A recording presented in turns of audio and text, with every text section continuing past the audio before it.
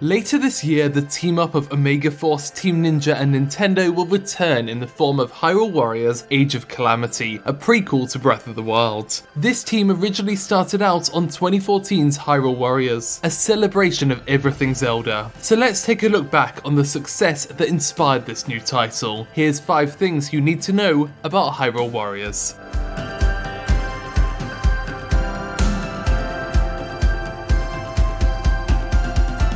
For the 3DS release, titled Hyrule Warriors Legends, they introduced Linkle, a female version of Link wielding 2 crossbows and having her own separate yet parallel adventure. The original draft of this adventure featured a scene where Linkle would enter the Temple of Souls, where Link is being held captive by Girahim. Lana and Darunia show up and challenge Girahim to a dance-off. In the end, they discover that it was never Link being captured, but Tingle instead. At the end, Linkle wakes up and discovers it was all a dream. In the end, they decided to cut the scene due to it being too comical and not having much development time left.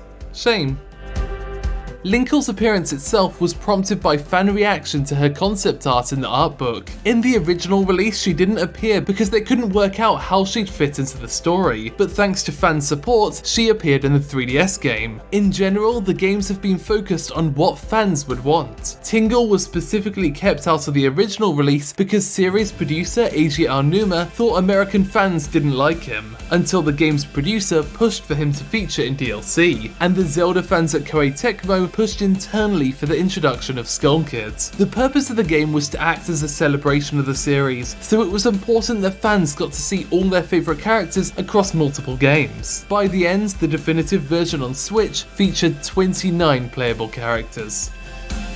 When Koei Tecmo approached Nintendo about creating a Zelda Musou game, they had one big advantage that they couldn't have expected. Zelda series producer Eiji Aonuma was coincidentally currently in the middle of playing a Musou game himself. He was playing One Piece Pirate Warriors and was enjoying the strategic elements of it. So when he was offered a Zelda version, he jumped at the chance, since this is a type of Zelda game we've never seen before. Omega Force creates plenty of Warriors games with anime franchises like Berserk, Gundam and One Piece, but Hyrule Warriors was their first time creating a spin-off from another game franchise. Therefore, in creating this game, they originally were aiming to make something way more like a traditional Zelda game, with puzzles and dungeons, but it took talking to Shigeru Miyamoto for the game to change direction to what we see today. He reckoned that there was no point in Koei Tecmo creating a Zelda game when they're already so good at creating the satisfying combat of a Musou title, so in the end, it's more Warriors than Zelda.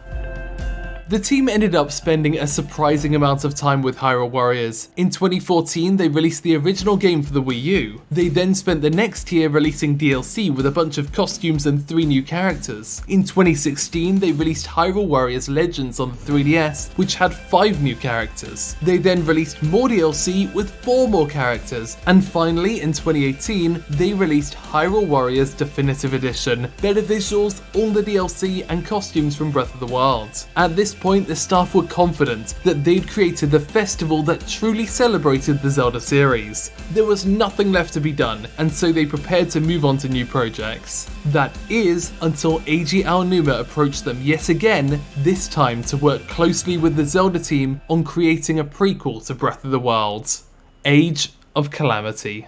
Thanks for watching OTAQUEST in Japan. Feel free to subscribe to find out more about the art and creation of Japanese pop culture.